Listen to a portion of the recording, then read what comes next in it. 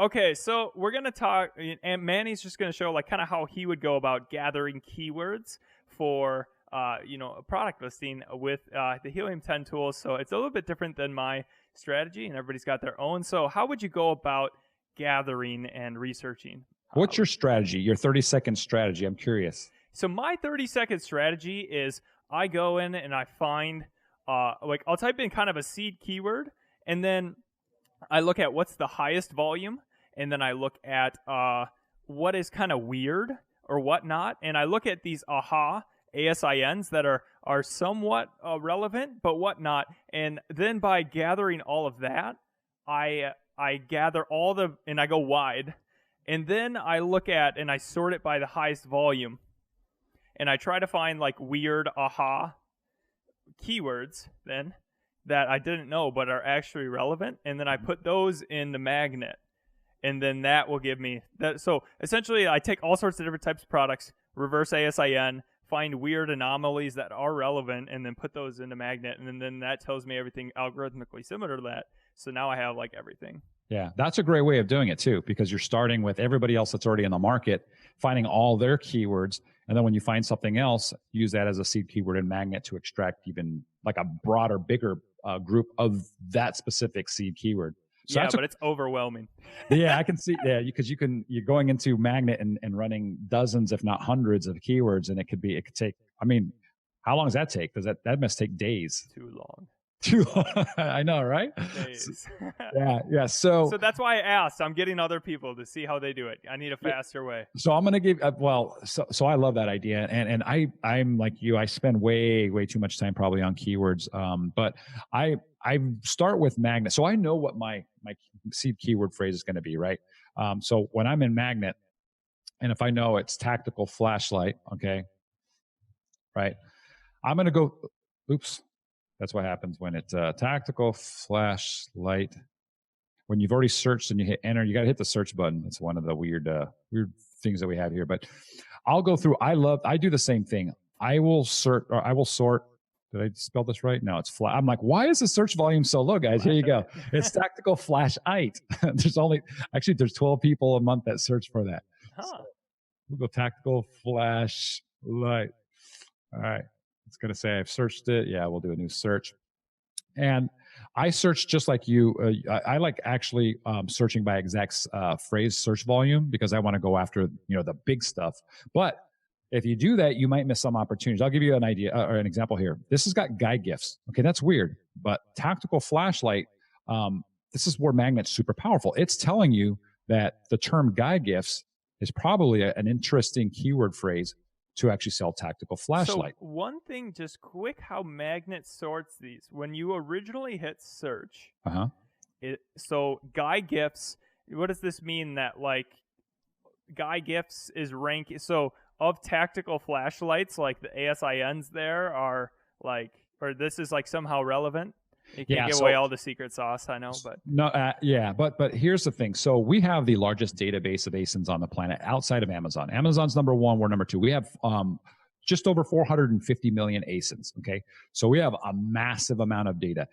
When you have that kind of data, okay, and you're looking for the word tactical flashlight, and you look at all the products that rank for tactical flashlight, right? There's going to be hundreds, if not thousands, of products, and then you look at all the keywords that those ASINs, let's say a reverse, a Cerebro search on all those ASINs, and what all those keywords are that rank, that ASIN is actually ranking for. And then you start comparing everything, right? You're analyzing all the things together. You start to find patterns, right? So what this is telling us right now is that for this phrase, tactical flashlight, okay, across all the ASINs, there's a there's themes, there's commonality. Guy gifts, these products, all these ASINs that are out there that are ranking for tactical flashlight are also ranking for guy gifts.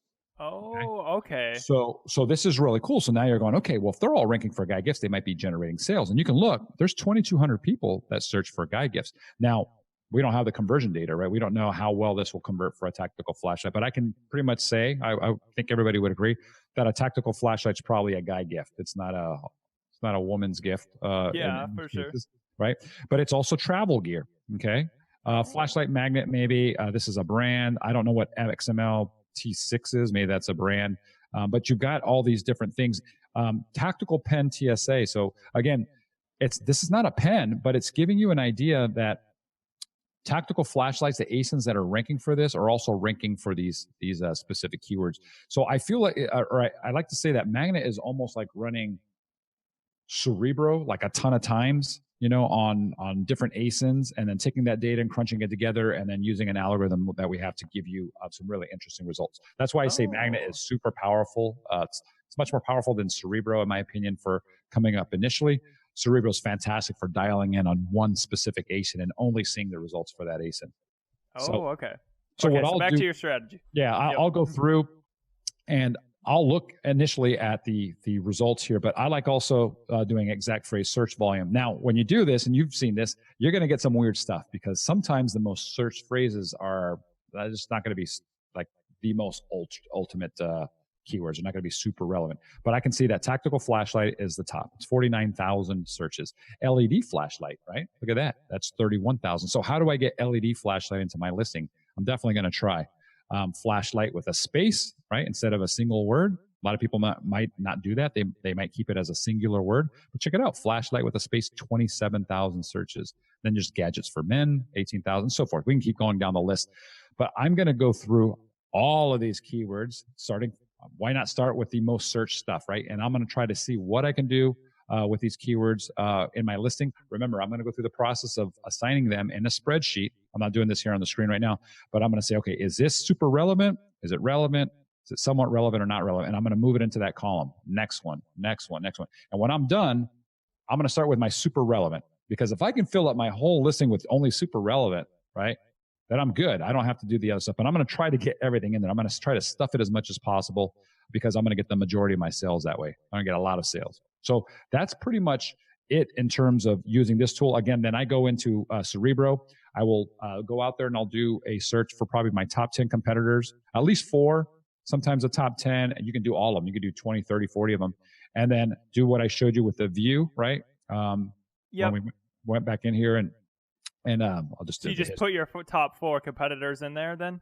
Yeah, you can do the top or whatever. Actually, yeah. So I have some tactical. Let me undo these tactical flashlights down here. There. Let's see. Is this one? No, that's silicone flashlight right here.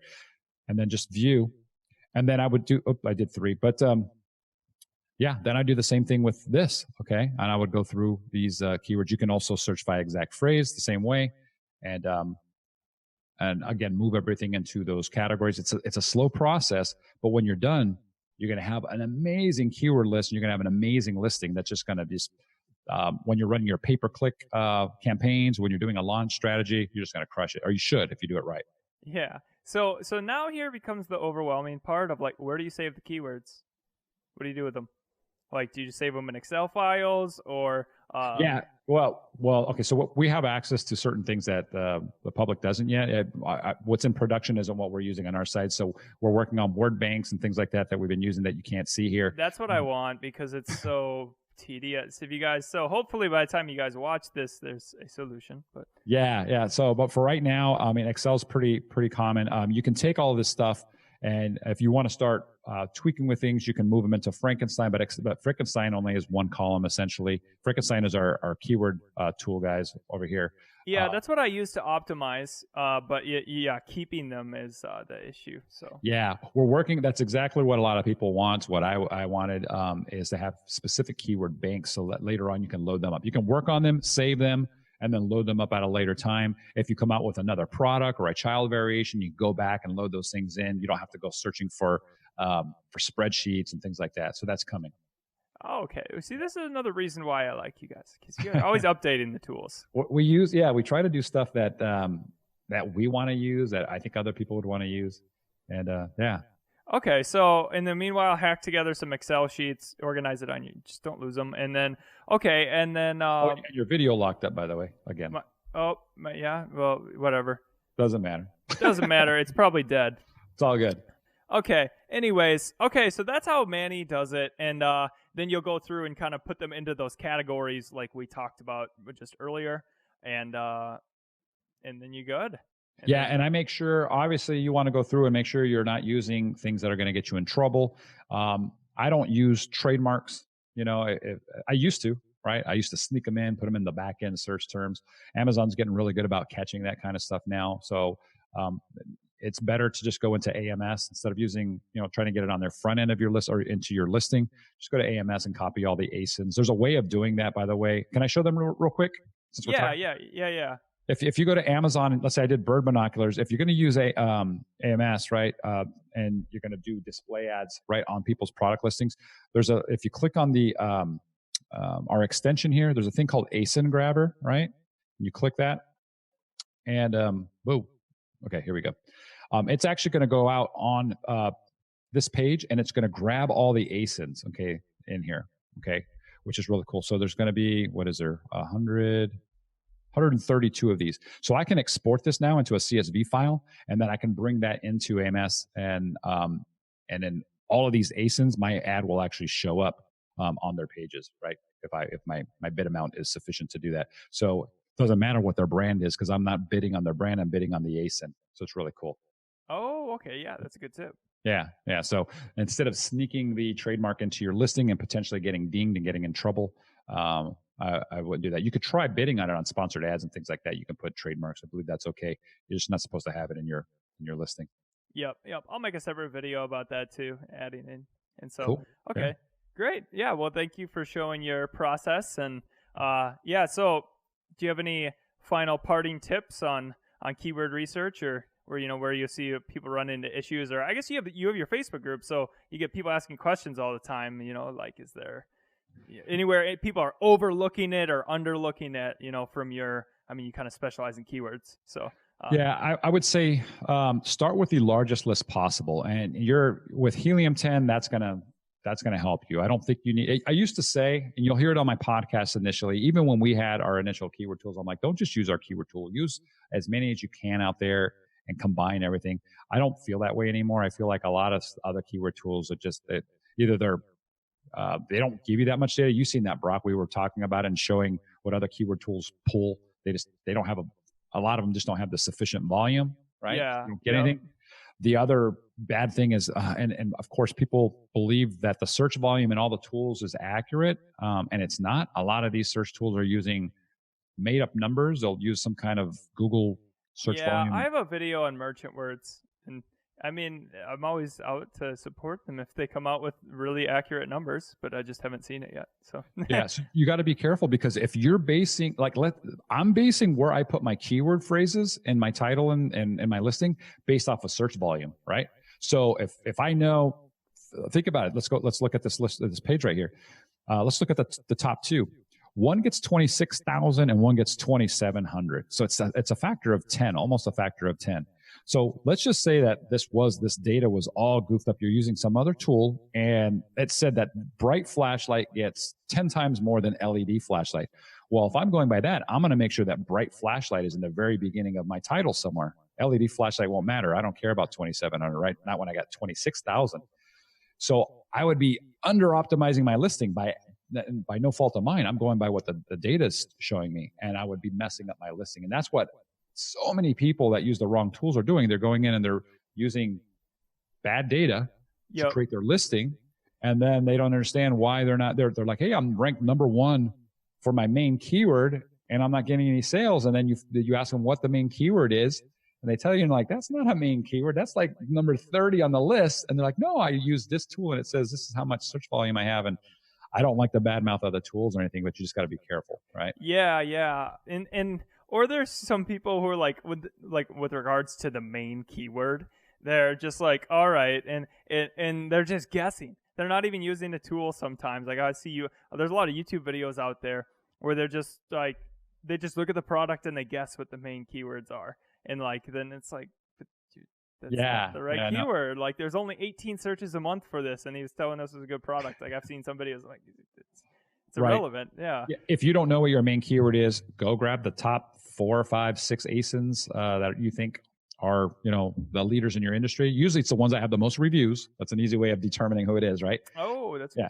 And just grab the ASIN and throw it into Cerebro. And that will tell you all the keywords, sort by exact phrase search volume, and you'll know. Right off the bat, you'll know what your main keyword is. And you go, that's it. Okay, now you can take that and go plug it into Magnet and then get all the other keywords that you want. So that's a scenario where you can use Cerebro first if you're not quite sure.